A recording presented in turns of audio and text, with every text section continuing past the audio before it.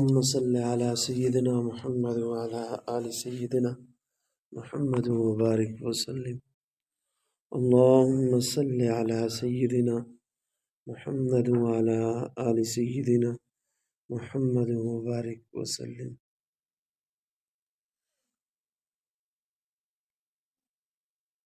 عقیدہ نمبر 20.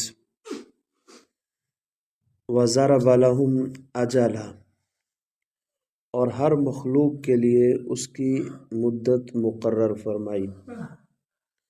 اللہ رب العزت نے یہ مقرر فرما دیا ہے کہ کس مخلوق نے کس وقت وجود میں آنا ہے اور کس وقت ختم ہو جانا ہے.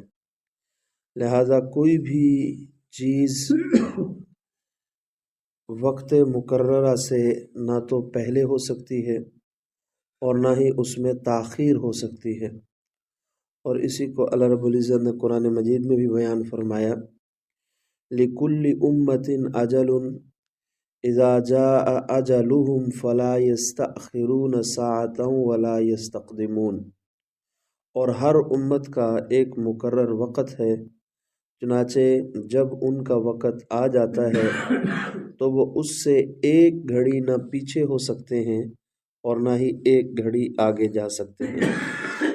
ہمارا اہل سنت والجماعت کا یہ عقیدہ ہے کہ اللہ رب العزت نے ہر چیز کو ایک وقت کے ساتھ مقرر فرمایا ہے. نہ تو وہ آگے پیچھے ہو سکتی ہیں چیزیں اور نہ ہی ان کے اندر کسی قسم کا کوئی رد و بدل کیا جا سکتا ہے. یہ ہر چیز کے بارے میں ہے. اللہ رب العزت نے انسان کے لیے رزق وہ بھی مقرر فرما دیا ہے. اللہ رب العزت نے انسان کے لیے خوشیاں وہ بھی مقرر فرما دی ہیں، غمیاں وہ بھی مقرر فرما دی ہیں. ہر چیز کا تقرر اللہ رب العزت نے کر دیا ہے. اب اعمال کے ذریعے سے انسان ان کو مزید خوبصورت تو بنا سکتا ہے، لیکن اپنی کاوش سے، اپنی کوششوں سے اپنی تقدیر کو انسان بدل نہیں سکتا. یہ جو کچھ اللہ رب العزت نے مقرر کیا ہے وہ ہو کر کے رہے گا. عقیدہ نمبر 21.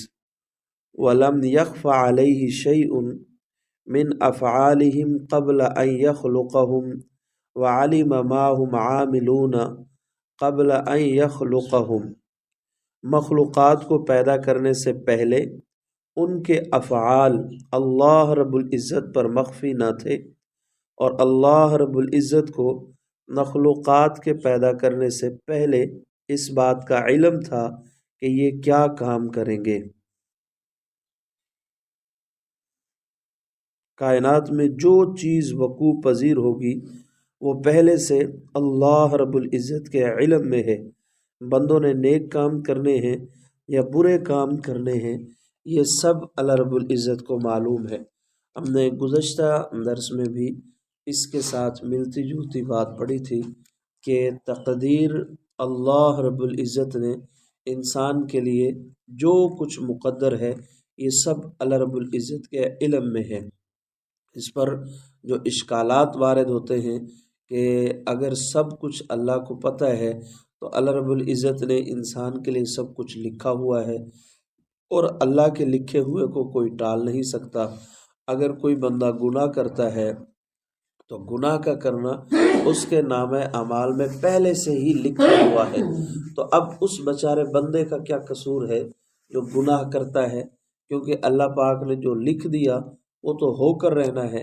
دنیا کی کوئی طاقت اس کو ٹال نہیں سکتی. تو ہم کہتے ہیں تقدیر امر الہی کا نام نہیں ہے، بلکہ تقدیر علم الہی کا نام ہے.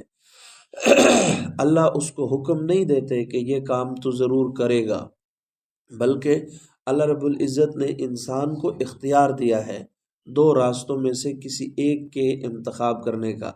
اب اس بندے نے فیصلہ کرنا ہے کہ میں ان دونوں راستوں میں سے کس راستے کو اختیار کروں. اس نے جس راستے کو اختیار کرنا ہے اللہ پاک نے اس کا اسے حکم نہیں دیا، بلکہ اس کے بارے میں اللہ کو علم ہے کہ اس بندے نے کون سا راستہ اختیار کرنا ہے. یہ نیکی والے راستے کو اختیار کرے گا یا بدی والے راستے کو اختیار کرے گا، یہ اللہ رب العزت کے علم میں ہے، نہ کہ اللہ پاک نے حکم دیا ہے کہ تو اس طرح کر، میں نے تیری تقدیر میں لکھ دیا ہے لہذا تو نے ایسے ہی کرنا ہے، نہ، یہ اللہ کے علم میں ہے کہ یہ منحوس ہے، اس نے غلط راستہ اختیار کرنا ہے، اور یہ سعید خوش بخت ہے کہ اس نے صحیح راستے کو اختیار کرنا ہے۔ اللہ رب العزت کے علم کا نام تقدیر ہے، اللہ رب العزت کے امر اور حکم کا نام تقدیر نہیں۔ عقیدہ نمبر 22، وَأَمَرَهُمْ بِطَاعَتِهِ وَنَهَاهُمْ عَنْ مَعْصِيَتِهِ۔ اللہ رب العزت نے مخلوقات کو اپنی اطاعت کا حکم دیا اور اپنی نافرمانی سے منع فرمایا۔ دین کا خلاصہ بنیادی طور پر دو چیزیں ہیں، نمبر 1 اللہ رب العزت کے اوامر اور نمبر 2 نواہی۔ اوامر کا مطلب اللہ رب العزت نے جن کاموں کا انسان کو حکم دیا ہے، اور نواہی کا مطلب اللہ رب العزت نے جن باتوں سے حضرت انسان کو منع فرمایا ہے۔ تو یہ دو باتیں ہمارے پورے دین کا خلاصہ ہیں۔ بہت ساری باتیں ایسی ہیں جن باتوں کا اللہ رب العزت نے انسان کو حکم دیا ہے، بہت سارے کام ایسے ہیں جن کاموں کا اللہ پاک نے انسان کو حکم دیا ہے۔ نمبر 2 بہت ساری باتیں اور چیزیں ایسی ہیں، کام ایسے ہیں جن سے اللہ رب العزت نے مخلوقات کو منع فرمایا ہے۔ یہ دو چیزیں دین کا خلاصہ ہیں۔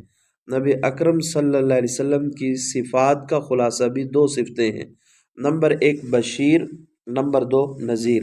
اس کی وجہ یہ ہے کہ موت کے بعد ابدی اور دائمی ٹھکانے بھی دو ہیں، ایک جنت ہے اور دوسرا جہنم۔ جنت اہل خیر کا ٹھکانہ ہے اور جہنم اہل شر کا مقام ہے۔ تو پیغمبر بشیر ہیں، یعنی فضائل سنا کر خیر اور مقام خیر جنت کی طرف بلاتے ہیں، اور نذیر ہیں، یعنی وعید سنا کر شر اور مقام شر یعنی جہنم سے ڈراتے ہیں۔ اس لیے ہمیں اوامر پر بھی عمل پیرا ہونا ہوگا اور نواہی پر بھی عمل پیرا ہونا ہوگا۔ اوامر مطلب جن کاموں کا اللہ رب العزت نے حکم دیا ان کاموں کو کرنا ہوگا، اور جن کاموں سے نہیں سے مراد جن کاموں سے اللہ رب العزت نے منع فرمایا ان کاموں سے ہمیں اپنے آپ کو روکنا ہوگا۔ یہاں پر اہل علم نے بڑی عجیب بحث بیان کی ہے، فرمایا کہ ایک قرآن مجید کی ابتدا ہے اور ایک قرآن مجید کی انتہا ہے۔ قرآن مجید کی ابتدا اور انتہا میں اللہ رب العزت نے دیکھو کتنی مناسبت بنائی کہ آغاز میں حکم دیا کہ دو چیزیں اللہ سے مانگو، اور انتہا میں حکم دیا کہ دو چیزوں سے اللہ رب العزت سے پناہ مانگو۔ یعنی قرآن مجید کے شروع میں اللہ پاک نے سورہ فاتحہ کے اندر انسان کو حکم دیا کہ دو چیزیں اللہ سے مانگو، اور آخر میں حکم دیا کہ دو چیزوں سے پناہ مانگو اللہ رب العزت کی کہ یا اللہ تو ہمیں ان چیزوں سے بچا۔ جو چیزیں مانگی وہ کیا ہے؟ ایاک نعبد و ایاک نستعین، اللہ رب العزت سے استعانت اور مدد مانگو۔ نمبر 2 اہدنا الصراط المستقیم، اللہ رب العزت سے صراط مستقیم مانگو۔ دو چیزوں کا اللہ رب العزت نے حکم دیا۔ اچھا، جب کوئی چیز کسی سے مانگی جائے تو اس کے کچھ اصول ہوتے ہیں کہ ہم نے اس سے فلاں چیز مانگنی ہے، تو مانگنے سے پہلے اس کی تعریف کی جاتی ہے، پھر اس کے بعد مانگا جاتا ہے۔ مانگنے سے پہلے اس کی تعریف کی جاتی ہے اور پھر اس سے مانگا جاتا ہے۔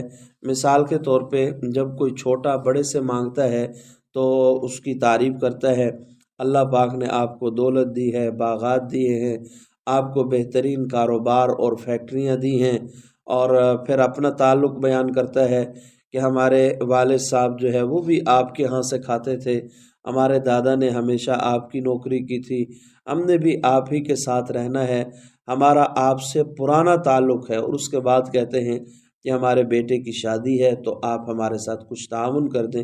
بالکل اسی طرح اللہ رب العزت سے مانگنے کے لیے بھی بندہ پہلے اس کی تعریف کرتا ہے، الحمدللہ رب العالمین، کہ تمام کی تمام حمد تعریف وہ صرف اللہ کے لیے ہے، الرحمن الرحیم، جو بڑا مہربان نہایت رحم والا ہے، مالک یوم الدین، یوم جزا کا مالک ہے۔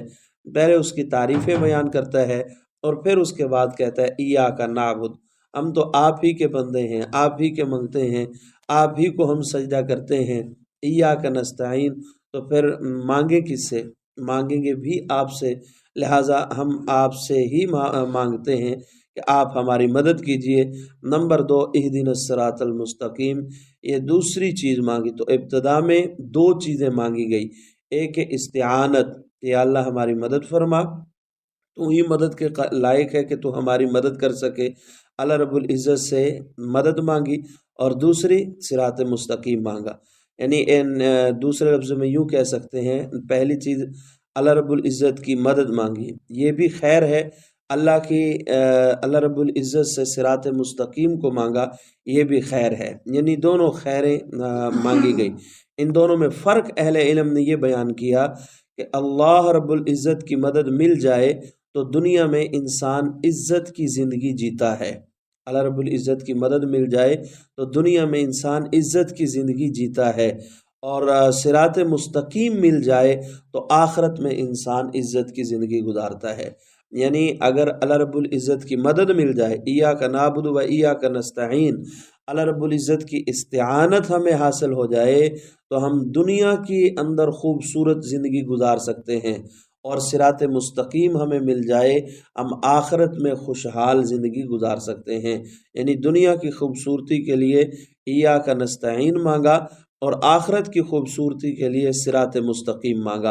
اور بالکل اسی طرح قرآن مجید کے آخر میں بھی دو چیزوں سے پناہ مانگی گئی، نمبر 1 من شر ما خلق، اور نمبر 2 من شر الوسواس الخناس۔ یہ من شر ما خلق جو مخلوقات کا شر ہے کہ یا اللہ میں تیری پناہ میں آنا چاہتا ہوں، مخلوقات کے شر سے مجھے محفوظ فرما۔ مخلوقات کا جو شر ہے اس کا نقصان دنیا میں ہوتا ہے، اور من شر الوسواس الخناس، خناس اور وسوسے ڈالنے کا شر جو اس کا نقصان ہے، یہ آخرت میں اس کا نقصان ظاہر ہوتا ہے، دوسرے لفظوں میں یہ دین کا نقصان ہے۔ تو مخلوق کے شر سے بچیں گے تو دنیا اچھی ہوگی، اور خناس کے شر سے بچیں گے تو دین اچھا ہوگا، یعنی آخرت اچھی ہوگی، دنیا بھی اچھی ہو اور آخرت بھی اچھی ہو۔ من شر ما خلق، یہ ایک چیز سے پناہ مانگی گئی۔ باقی جو تین چیزیں ہیں، من شر غاسق اذا وقب، ومن شر النفاثات فی العقد، ومن شر حاسد اذا حسد، یہ الگ نہیں ہیں، یعنی چونکہ یہ بھی مخلوقات ہیں جو تعویذات گنڈے کر کے کسی کو ذلیل کرنا چاہے، جو حسد کے ذریعے سے کسی کو ذلیل کرنا چاہے، یہ جو شرور ہیں یہ بھی اللہ رب العزت کی مخلوقات ہیں۔ یعنی اصل یہی ہے من شر ما خلق، کہ مخلوق کے شر سے محفوظ فرما۔ آگے اللہ رب العزت نے پھر اس کی کچھ تفصیل بیان کی، یہ سب مخلوق ہی ہیں۔ اس کو اہل علم نے فرمایا کہ اس کی مثال یوں سمجھ لیں، ایک بچہ لمبے سفر پہ جا رہا تھا، مثلا یہاں سے جا رہا ہے لاہور، اس کا باپ اس کو بتاتا ہے کہ بیٹا راستے میں اپنا بہت خیال کرنا، یہ جو کہا بہت خیال کرنا، اب اس کے اندر بہت ساری چیزیں آ گئی۔ پھر باپ جو ہے اپنے بیٹے کو بطور خاص کچھ چیزیں سمجھاتا ہے، بیٹا اپنے موبائل سے کسی کو فون نہ کرنے دینا، بطور خاص کہتا ہے بیٹا کسی کا سامان اپنے پاس نہ رکھنا، بطور خاص کہتا ہے بیٹا اگر کوئی چیز تمہیں دے تو اس سے کھانے کی چیز ہو تو لے کر راستے میں کبھی نہ کھانا۔ تو پہلے جو بات فرمائی وہ تعمیم اور آگے اس کی تخصیص ہے، یعنی بات ایک ہی ہے کہ راستے میں اپنا خیال رکھنا۔ بالکل اسی طرح اللہ رب العزت نے بھی پہلے جو ہے من شر ما خلق فرما کر یعنی خاص فرما دیا، اور اس کے بعد اللہ رب العزت نے بطور خاص چند چیزوں کا جو ہے آگے ذکر فرما دیا کہ وہ کون سی چیزیں ہیں۔ من شر غاسق اذا وقب، رات کے شر سے اے اللہ ہمیں بچا۔ رات کے شر سے کیا مطلب؟ دن کے وقت جب بھی کوئی حملہ آور ہو تو اس کو دیکھا جا سکتا ہے، پہچانا جا سکتا ہے، اور رات اندھیرا ہوتا ہے، رات کے وقت اگر کوئی حملہ آور ہو تو انسان اسے پہچان نہیں سکتا۔ وَمِن شَرِّ النَّفَّاثَاتِ فِي الْعُقَدِ، آدمی گولی مارے تو نظر آتی ہے، لیکن جادو کرے تو وہ نظر نہیں آتا۔ جادو جو ہے وہ کسی پر جادو کیا جائے، تعویذات کیے جائیں کسی کو ذلیل اور رسوا کرنے کے لیے، یہ وہ چیزیں ہیں جو بظاہر نظر نہیں آتی لیکن ان کے اثرات ہوتے ہیں۔ بلکہ یہ دو آخری صورتیں نازل ہی اسی وجہ سے ہوئی ہیں، اس امت کے ہر فرد کو یہ یاد ہونی چاہیے اور یقین کامل سے پڑھے تو اس کا فائدہ ہوتا ہے، اور گھر ہر طرح کے شرور اور فتن سے وہ گھر محفوظ رہتا ہے۔ من شر النفاثات فی العقد، آدمی گولی مارے تو یہ تو نظر آتی ہے، جادو کرے تو وہ نظر نہیں آتا، تو اللہ نے بطور خاص اس سے بچا، کیونکہ یہ چیز ہمیں نظر نہیں آتی، اس کی تخصیص کی گئی۔ وَمِن شَرِّ النَّفَّاثَاتِ فِي الْعُقَدِ وَمِن شَرِّ حَاسِدٍ إِذَا حَسَدَ۔ ایک آپ کا عام مخالف ہے جو آپ کے سامنے کھڑے ہو کے آپ کی مخالفت کرتا ہے، اور ایک مخالف وہ ہے جو دل ہی دل میں آپ کا مخالف ہے لیکن سامنے آپ کے بالکل ریلیکس نظر آتا ہے، یہ اس کو حاسد کہا جاتا ہے۔ تو حسد کرنے والے کا بھی پتہ نہیں چلتا، وہ دکھتا نہیں ہے۔ تو اللہ رب العزت نے انسان کو ان دونوں صورتوں میں اس کی تخصیص فرما دی، یعنی وضاحت کے ساتھ وَمِن شَرِّ حَاسِدٍ إِذَا حَسَدَ، کہ جو بغل کے اندر چھپا ہوا دشمن ہوتا ہے جس کا پتہ نہیں چلتا، یا اللہ تو اس کے شر سے بھی ہمیں محفوظ فرما۔ تو تخصیص بعد تعمیم ہے، پہلے وَمِن شَرِّ ما خلق، اس میں ساری مخلوقات آ گئی، اور آگے اللہ رب العزت نے اس کی تخصیص کر دی۔ تو ابتدا میں جو چیزیں مانگی گئی ایاک نستعین، اور انتہا میں ایاک نستعین اہدنا الصراط المستقیم، یہ دو چیزیں ابتدا میں مانگی، اور انتہا میں بھی دو چیزوں سے ہی پناہ مانگی گئی، ایک مخلوقات کے شر سے، اور دوسرا خناس اور وسوسے ڈالنے والوں کے شر سے، کہ اللہ ان دونوں سے ہمیں محفوظ فرما۔ اسی کو کہتے ہیں طاعت کو لینا اور معصیت سے بچنا، یعنی اللہ رب العزت کی اطاعت کو لینا۔ یہ عقیدہ نمبر 22 ہے کہ اللہ رب العزت کی اطاعت کو لینا اور معصیت یعنی گناہوں سے بچنا۔ پورے قرآن مجید میں اللہ رب العزت نے یہی دونوں باتیں جو ہے ارشاد فرمائی ہیں، لیکن عموماً بات جو ہے وہ عادی کی جاتی ہے جس سے فتنے کا اندیشہ ہوتا ہے۔ ہمارا پورا دین کا خلاصہ یہی ہے کہ جہاں ہمیں حکم ہے بہت سارے کاموں کے کرنے کا، وہاں ہمیں حکم ہے بہت سارے کاموں کو چھوڑنے کا۔ بہت سارے کام ہم نے کرنے ہیں، بہت سارے کام ہم نے چھوڑنے ہیں، اس سے ہماری شریعت جو ہے وہ مکمل ہوتی ہے۔ اور قرآنی ترتیب بھی یہی بتاتی ہے کہ اللہ رب العزت نے پہلے دو چیزوں کو مانگنے کا حکم دیا، آخر میں دو چیزوں سے پناہ کا حکم دیا۔ پورے قرآن میں اللہ پاک نے انہی دونوں باتوں کو ذکر کیا۔ ایک دو مثالیں آ جائیں تو بات واضح ہوگی۔ توحید اختیار کرو، یہ ہمارا دین ہمیں حکم دیتا ہے، لیکن یہ دین پورا نہیں ہے کہ توحید اختیار کرو بس ٹھیک ہے اتنی بات کافی نہ۔ توحید اختیار کرو اور شرک سے بچو، سنت اختیار کرو۔ اگر کوئی صرف اتنی بات کہتا ہے تو وہ دین آدھا بتاتا ہے، پورا دین اتنا نہیں ہے۔ سنت اختیار کرو اور بدعت سے بچو، اگر بدعت سے نہیں بچتا تو اس کا دین مکمل نہیں ہے۔ اور اگر کوئی عالم دین صرف اتنا کہتا ہے سنت اختیار کرو، توحید کو اختیار کرو، اور اگلی بات نہیں کہتا، وہ قرآنی ترتیب کے بالکل الٹ چل رہا ہے، مزاج خداوندی کے بالکل الٹ ہے۔ تو جہاں ایک عالم دین کی ذمہ داری ہے کہ وہ کام بتائے جو کام ہم نے کرنے ہیں، وہاں اس عالم دین کی یہ بھی ذمہ داری ہے کہ ان کاموں کی نشاندہی بھی کرے کہ یہ کام ہم نے نہیں کرنے والے کاموں کی بھی نشاندہی کرے، اور جو کام چھوڑنے ہیں نہیں کرنے ان کی بھی نشاندہی کرے۔ ہمارے دین کا خلاصہ یہی ہے، توحید اختیار کرو اور شرک سے بچو، سنت اختیار کرو، بدعت سے بچو، نکاح کرو، زنا سے بچو، شربت پیو، شراب سے بچو، بکرا مچھلی کھاؤ اور خنزیر سے بچو، تجارت کرو اور سود سے بچو، حلال کھاؤ اور حرام سے بچو، جنت میں جانے والے اعمال کرو اور جہنم سے بچنے والے اعمال کرو۔ تو ہمارے دین کا اصل خلاصہ جو ہے وہ یہی ہے۔ تو جو آدھی بات کرتا ہے بچو بچو نہیں کہتا، وہ صرف یہ کہتا ہے بس یہ کرو یہ کرو یہ کرو، کو کیا نہیں کرنا یہ، اچھا یہ جو کام ہے نا یہ نہ کرو، یہ بہت مشکل ہے۔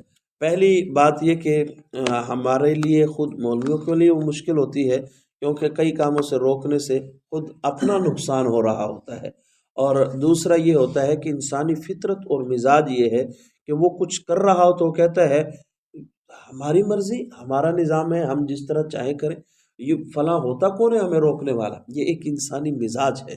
وہ یہ نہیں سمجھتا کہ برادری کا بڑا اگر روکتا ہے تو اس کی وجہ یہ ہوتی ہے، برادری کا بڑا سمجھتا ہے کہ انہوں نے تو شہر میں جانا نہیں، انہوں نے تو باہر کسی سے ملنا نہیں، بے عزتی تو میری ہوگی بھئی اس کے خاندان میں یہ کام کیا گیا۔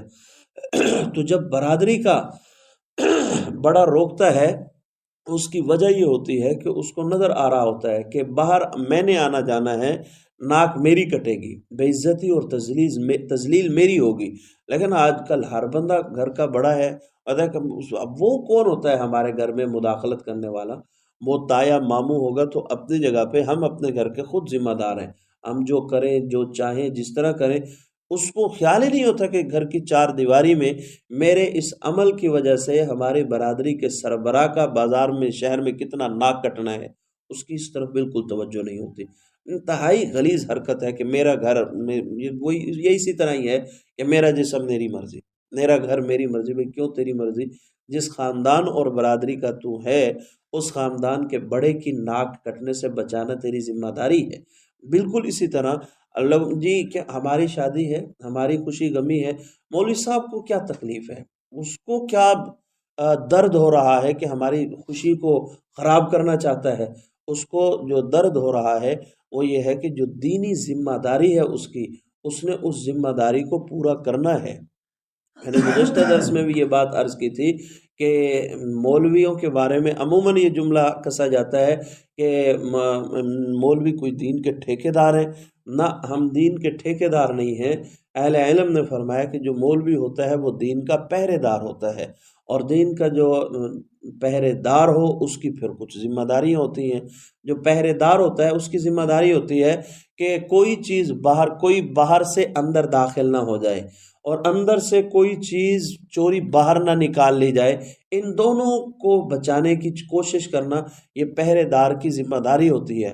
اور اگر کوئی داخل ہو تو پہرے دار کی ذمہ داری ہے وہ صدا لگائے، مقابلہ کرے، اس کو گرا دے۔ اگر گرانے کی طاقت نہ ہو، پہلا نمبر یہی ہے کہ اس کو یعنی ہاتھ سے اس کو روکے۔ فَإِن لَّمْ يَسْتَطِعْ، اگر اس کی طاقت نہ ہو فَبِلِسَانِهِ، پھر وہ زبان سے روکے۔ اور پھر زبان سے روکنا کیا ہے؟ اب اکیلے او بھئی چوری مت کرو اس طرح تو کر نہیں سکتا، اس کو پھر شور کرنا پڑتا ہے۔ جب وہ شور مچاتا ہے بچو بچو بچو ہٹو بچو کی، جب وہ صدا لگاتا ہے، جو چور ہوتے ہیں پھر ان کو تکلیف ہوتی ہے، اور جسے یوں سمجھ لیں کہ کتی چورا نال رلی ہوئی ہے، جو اس لفظ کے مصداق ہوتے ہیں، ہمارا سکون برباد، ہم سو رہے تھے اس نے شور مچایا اور ہماری نیند خراب ہو گئی۔ یعنی کہ ایک گھر کو وہ چوری سے بچا رہا ہے، وہ نیند برباد نہیں ہو رہی تھی۔ امید ہے آپ سمجھ رہے ہوں گے کہ میں کیا کہنا چاہتا ہوں۔ تو جب گھر کے اندر خوشی ہوتی ہے تو مولوی کی ہرگز یہ کوشش نہیں ہوتی کہ تمہاری خوشی برباد ہو، لیکن اس خوشی کے بعد جو فتنے کھڑے ہونے والے ہیں نا، ڈھول کی وجہ سے، گھر میں گانے چلنے کی وجہ سے، اس کے بعد پھر تعویذات تو یہیں سے آ کر لینے پڑیں گے نا۔ اس غمی اور پریشانی سے بچانے کی وجہ سے یہ شور مچایا جاتا ہے۔ تو دین مکمل اسی صورت میں بنتا ہے کہ جہاں یہ کہا جائے کہ فلاں کام کرو، وہاں یہ بھی کہا جائے کہ فلاں کام سے بچو۔ ہٹو بچو کی صدا لگانا ایک عالم دین کی ذمہ داری ہے۔ صرف اتنا سمجھا دینا نماز پڑھو یہ کافی نہیں ہے، یہ بھی سمجھاؤ بھی نماز مسجد میں پڑھو۔ صرف اتنا کہ نماز پڑھو مرد کے لیے کہہ دینا کافی نہیں ہے، یہ کہنا بھی ضروری ہے کہ مسجد میں پڑھو۔ اچھا، صرف یہ کہہ دینا کافی نہیں ہے کہ جماعت سے پڑھو، بلکہ یہ بتانا بھی ضروری ہے فلاں کے پیچھے مت پڑھو، فلاں کے پیچھے نہیں ہوتی، یہ بتانا بھی ضروری ہے، ایک عالم دین کی ذمہ داریوں میں شامل ہے۔ بہرحال دعا ہے کہ حق جل شانہ ہمیں سمجھنے، عمل کرنے کی توفیق نصیب فرمائے، مراقبہ فرمائے۔ اللہم صلی اللہ علیہ وسلم۔